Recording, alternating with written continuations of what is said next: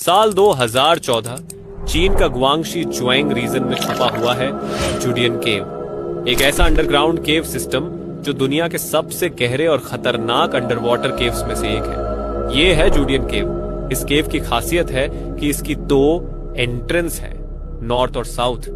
ये इलाका काफी सुनसान है, जहां ज्यादा लोग नहीं रहते, लेकिन अंडर वाटर केव सिस्टम्स के दीवाने दुनिया के कोने कोने से यहां आते हैं। इसी केव में बना है 160 मीटर यानी 500 फीट की गहराई का वर्ल्ड रिकॉर्ड, जो हर केव डाइवर को अपनी ओर खींचता है।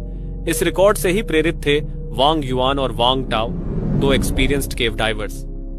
युआन के नाम 400 से ज्यादा केव डाइव्स का अनुभव था, जबकि टाओ भी 200 से ज्यादा बार खतरनाक केव्स को एक्सप्लोर कर चुके थे। लेकिन इस बार उनका सामना एक ऐसे चैलेंज से होने वाला था जो उनकी जिंदगी हमेशा के लिए बदल देगा। उनका मिशन साफ था, 160 मीटर की गहराई को पार कर एक नया वर्ल्ड रिकॉर्ड बनाना। लेकिन ये सफर जितना आसान लग रहा था उतना ही खतरनाक था, और इसी सोच के साथ वो लोग डाइविंग के लिए निकल पड़ते हैं। दिन था 18 अप्रैल 2014।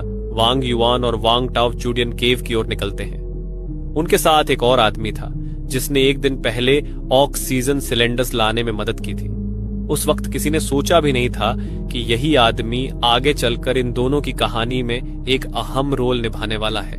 केव डाइविंग में ऑक्सीजन सिलेंडर की अहमियत बहुत ज्यादा होती है। इस बार वो लोग अपने साथ 20 सिलेंडर्स लेकर आए थे। अब यहाँ एक चीज समझना जरूरी है, डाइविंग में कई तरह की गैस का इस्तेमाल किया जाता है। छोटी गहराइयों के लिए नॉर्मली नाइट्रोक्स गैस का यूज किया जाता है, जो ऑक्सीजन और नाइट्रोजन का मिक्सचर होती है। लेकिन जब आपको 100 फीट से ज्यादा नीचे जाना हो तो नाइट्रोजन की जगह हीलियम यूज करना पड़ता है। इसे कहते हैं हीलिक्स। इससे गहराई पर जाने पर डिकम्प्रेशन टाइम यानी वापसी में लगने वाला वक्त भी कम हो जाता है। जूडियन केव के नॉर्थ एंट्रेंस से उनकी डाइव शुरू होती है।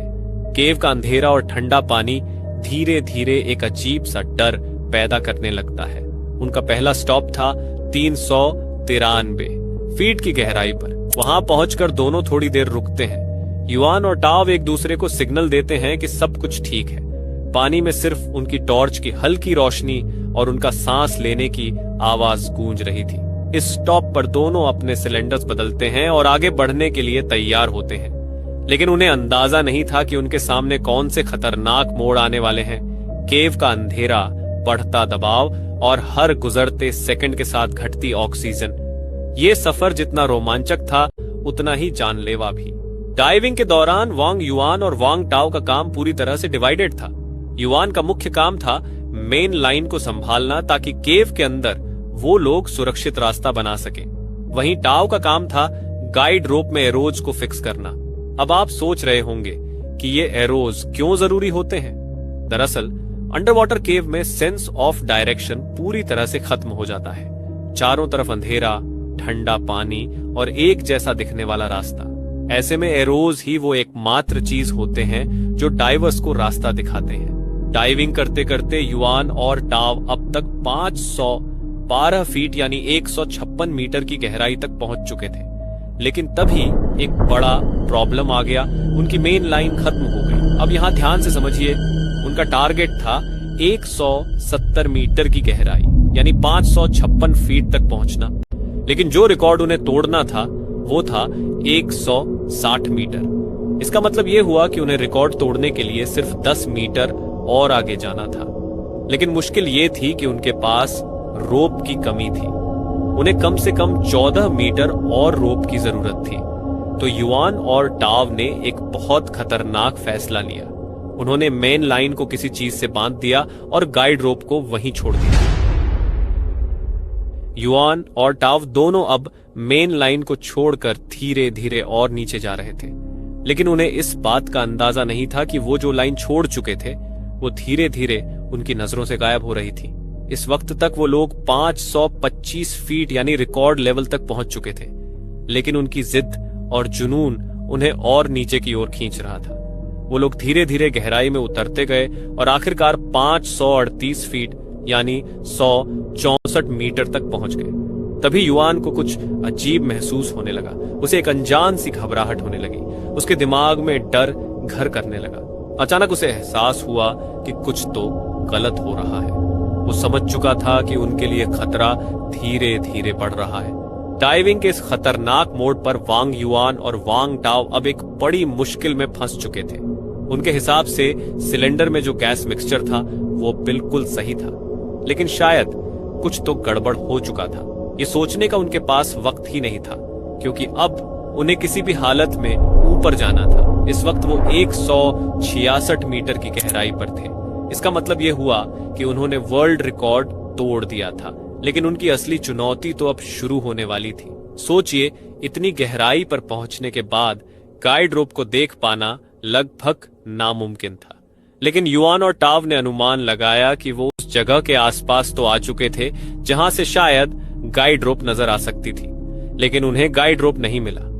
अब उनके पैरों तले जमीन खिसक गई। सबसे बड़ी मुसीबत यह थी कि मेन लाइन किसी वजह से ऊपर खिसक गई थी। अगर उन्हें मेन लाइन नहीं मिलती तो वो हमेशा के लिए इसी केव में खो जाते, और ये अक्टूबर का महीना था। विंटर सीजन में केव के अंदर पानी इतना साफ होता है कि आप करीब 15 मीटर तक देख सकते हैं। लेकिन उनकी बदकिस्मती देखिए, कुछ दिनों से लगातार बारिश हो रही थी। पानी गंदा और सिल्ट से भरा हुआ था। इसकी वजह से उनकी विजिबिलिटी सिर्फ 2 मीटर यानी 6 फीट तक ही सीमित रह गई थी। अब पानी में अंधेरे में वो लोग मेन लाइन ढूंढने की कोशिश कर रहे थे। याद है मैंने गैस मिक्सचर के बारे में क्या बताया था? उनके सिलेंडर में हीलियम मिक्सचर वाली गैस थी जो डीकम्प्रेशन की प्रॉब्लम से बचाने के लिए इस्तेमाल होती है। लेकिन इस गैस का एक साइड इफेक्ट होता है। इस गैस में ऑक्सीजन कम और हीलियम ज्यादा होता है। अगर हीलियम का लेवल बहुत ज्यादा हो जाए तो हाई प्रेशर नर्वस सिंड्रोम का खतरा बढ़ जाता है। युआन और टाव के साथ भी यही हो रहा था। गहराई में ज्यादा देर रहने की वजह से ये साइड इफेक्ट उन पर असर डालना शुरू कर चुका था। उनकी सोचने समझने की क्षमता धीरे धीरे कम हो रही थी। अब सवाल यह है, अगर केव के अंदर सेंस ऑफ डायरेक्शन काम नहीं करता तो वो ऊपर कैसे जा रहे थे? इसका जवाब है, उनके टाइमिंग कंप्यूटर से वो यह जान पा रहे थे कि वो अभी कितनी गहराई पर हैं। लेकिन दिशा का अंदाजा तो अब भी नहीं हो रहा था। इसलिए वो लोग केव के वॉल्स को पकड़ पकड़ कर धीरे धीरे ऊपर की ओर बढ़ने लगे, और आखिरकार उनकी किस्मत ने पहली बार उनका साथ दिया। किसी तरह उन्हें गाइड रोप मिल गया। दोनों ने राहत की सांस ली। लेकिन ये बस एक बार का संयोग था। हर बार किस्मत उनका साथ नहीं देने वाली थी। असल चुनौती अभी बाकी थी। पानी में नीचे जाने से ज्यादा मुश्किल होता है ऊपर आना। गहराई में पानी का प्रेशर बहुत ज्यादा होता है, और जब आप हाई प्रेशर से लो प्रेशर की तरफ आते हैं तो खतरा और बढ़ जाता है। इस वक्त युआन और टाव को एहसास हो चुका था कि उनके आगे जो सफर है वो किसी नाइटमेयर से कम नहीं होने वाला था। डिकम्प्रेशन सिकनेस किसी भी डाइवर के लिए सबसे बड़ा खतरा होती है। ये इस बात पर डिपेंड करता है कि आप कितनी गहराई में हैं और वहां कितने वक्त तक रुके हुए हैं। एक थंब रूल कहता है कि जैसे जैसे आप 200 फीट से नीचे जाते हैं, आपका डिकम्प्रेशन टाइम तेजी से बढ़ता है। उदाहरण के लिए, अगर आप 360 फीट की गहराई में हैं, तो 1 मिनट वहां बिताने का मतलब है कि आपको 10 मिनट डिकम्प्रेशन के लिए देने होंगे। लेकिन युआन और टाव की हालत तो और खराब थी। गाइड रोप को ढूंढने में उनका काफी वक्त बर्बाद हो चुका था, और इस वजह से उनके ऊपर डिकम्प्रेशन सिकनेस का खतरा कई गुना बढ़ चुका था। हालत और खराब तब हुई जब घबराहट की वजह से उनका ब्रीदिंग रेट बढ़ गया। तेजी से सांस लेने की वजह से उनके ऑक्सीजन सिलेंडर में मौजूद ऑक्सीजन बहुत जल्दी खत्म होने लगी। अब उन्हें जितनी जल्दी हो सके 243 फीट की गहराई पर पहुंचना था। वहां पर एक ऑक्सीजन सिलेंडर रखा हुआ था जिसे उन्होंने पहले से सेट कर रखा था। लेकिन ऐसी खतरनाक हालत में टाव रुक गया। उसने अपनी टॉर्च की मदद से एक सिग्नल बनाया। युआन ने उसे देखा और तुरंत उसके पास पहुंचा।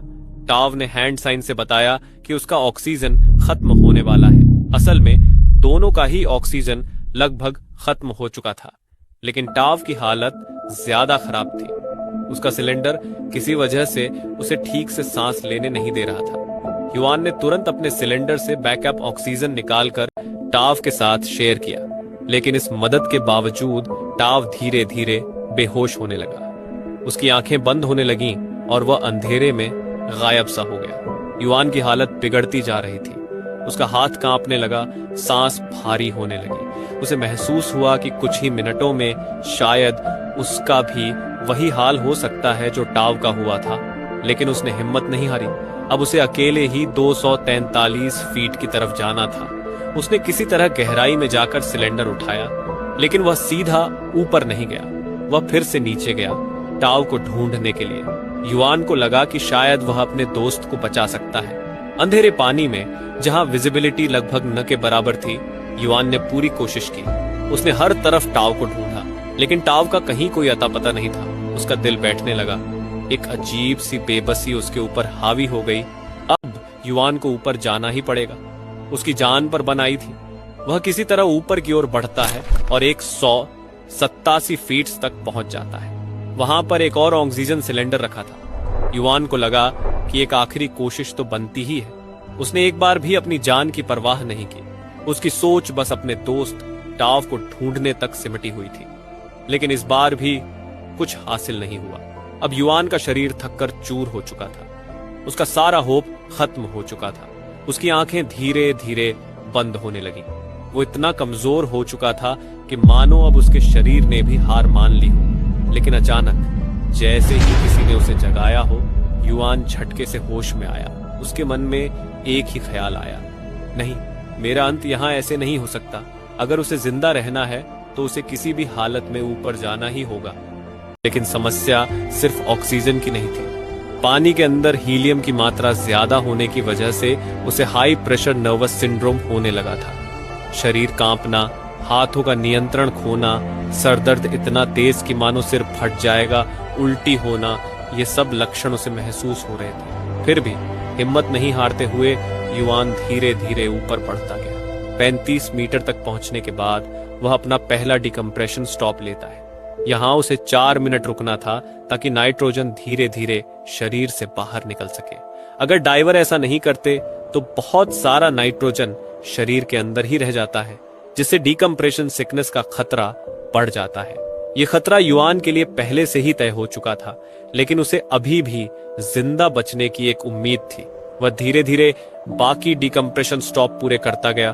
30 मीटर, 27 मीटर, 24 मीटर और फिर 21 मीटर। लेकिन 21 मीटर पर उसका शरीर जवाब देने लगा। युआन को जोर से उल्टी होती है। उसकी हालत और बिगड़ जाती है। अब उसका सर्वाइवल मोड चालू था। हर सांस, हर सेकंड कीमती था। आखिरकार युआन जैसे तैसे ऊपर पहुंच जाता है। वहां पहुंचते ही वह मिस्टर पे के संपर्क में आता है। मिस्टर पे तुरंत स्थिति समझ जाते हैं और एम्बुलेंस बुलाते हैं। लेकिन अभी तक मिस्टर पे को यह नहीं पता था कि टाव हमेशा के लिए खो चुका है। युआन को तुरंत हॉस्पिटल ले जाया गया। उसकी हालत इतनी गंभीर थी कि उसे अगले 3-4 दिन तक डिकम्प्रेशन चेंबर में रखा गया। अगले दिन टाव की बॉडी को 167 फीट की गहराई में अन्य डाइवर्स ने खोज निकाला। टाव की मौत इस बात का सबूत थी कि गहराई के खेल में छोटी सी गलती भी जानलेवा साबित हो सकती है।